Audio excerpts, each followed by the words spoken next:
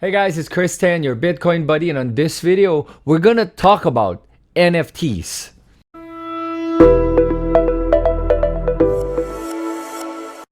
Okay, so a lot of people have been asking me to talk about NFTs for the longest time, and there's good reason why actually I haven't talked much about it. But on this video, we're gonna talk about what NFTs are, why it's valuable, and if I own NFTs or not. Okay, so let's start first with what an NFT is. An NFT is a non-fungible token. Think of it this way. Most cryptocurrencies are fungible. That means that they're interchangeable. So if I give you a $10 bill, you can give me any $10 bill back and I'll accept it. With a non-fungible token, you gotta give me the same thing that I gave you. So that's why it works for art. For example, if I gave you a Mona Lisa, yeah, I want the exact same one back. I don't want a copy of it, right? So that's what an NFT is. It's not interchangeable. Okay?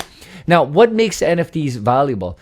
It's valuable because of the fact that it's not interchangeable. Number one. Number two, it's easily verifiable.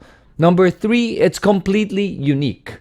And for those reasons, it's a great way to be able to tokenize assets in the real world and in the digital world, because once you create one, you cannot duplicate it, you cannot counterfeit it, and you can verify the ownership of that NFT.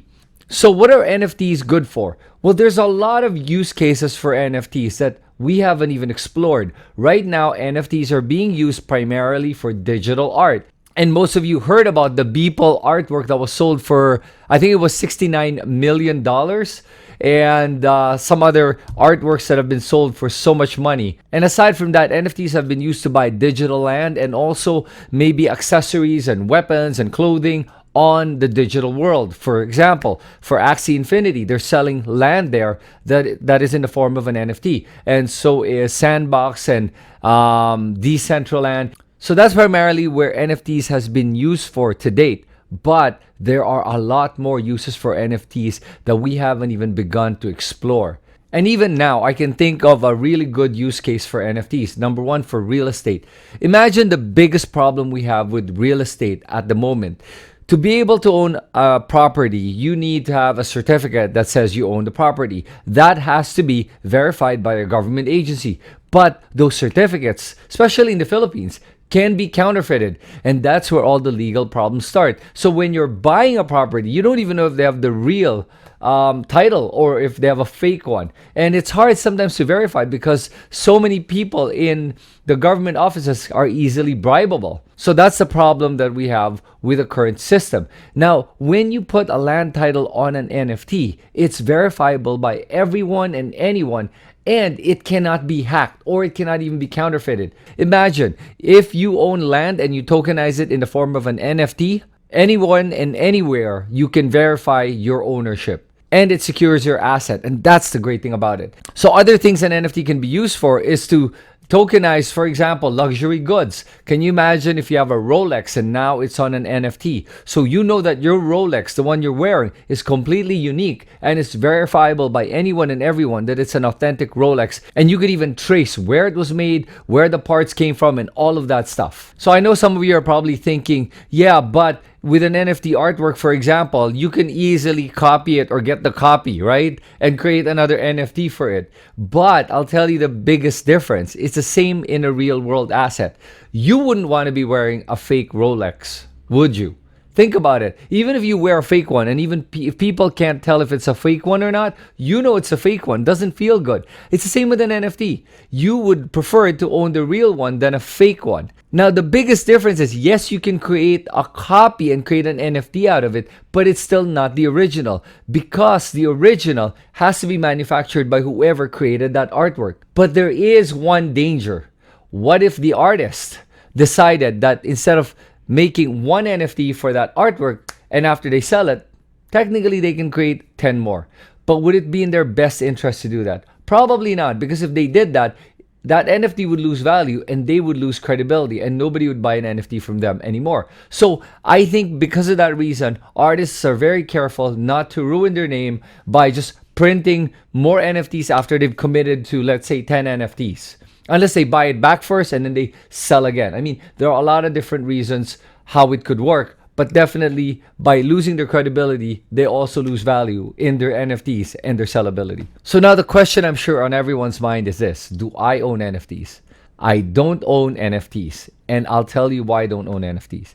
I've never been the type to be a collector of artwork or baseball cards or any other collectibles, and that's why I don't own NFTs. Because of that reason, I think that it wouldn't be a smart idea for me to buy NFTs when I don't know anything about collecting art.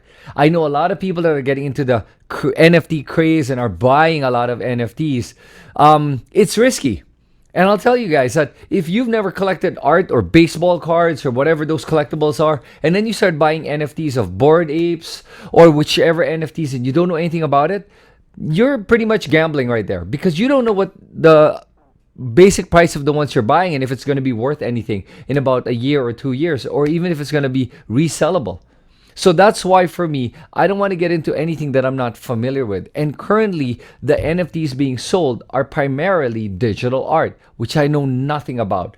I don't know anything about. I don't know how to value it. And because of that reason, I'm not buying NFTs. But would I recommend that you buy NFTs or not? If you're a collector, sure, buy an NFT. If you want to risk a little bit, sure, buy an NFT. But if you're looking to buy an NFT because you're hoping that it'll just spike in price, I mean, you probably might make a lot of money. It could probably spike, but you're taking a risk. And honestly, I'd rather just put my money in the token of that NFT, or maybe in any other cryptocurrency that I believe in, that I understand. And that's the advice that I would give everyone watching right now is, if you're going to buy an NFT, make sure you know something about what you're buying. If you don't, maybe you're better off just buying a cryptocurrency, and that one, if you understand it, hopefully will go up in value. Because if you buy an NFT that you don't understand or know nothing about, and it doesn't appreciate, you'd kind of feel bad about making that purchase because it's going to be worthless. But if you buy an NFT that it's an artwork that you really like, why not? You like the NFT, you appreciate it for the art, and you really want to be the owner of that, then go for it. You have nothing to lose at that point, because even if nobody buys it, you're probably not going to sell it because you really want that NFT. That's not me. I'm not the type that will have a digital art and appreciate that digital art. So that's why I'm not buying an NFT, but I'm not saying you shouldn't. That's a decision you're going to have to make, and you're going to have to live with if it doesn't sell or resell at that point. All right, so that's it. Hope I gave you guys a little bit of information on NFTs and my thoughts on it. And make your decisions from here. This is not financial advice, and please do your own research. This is Chris Tan, your Bitcoin buddy. And if you like this video, please subscribe to my YouTube channel by clicking on the link below and click on that notification bell so you're notified of my latest videos. Thanks so much. I'll see you guys soon.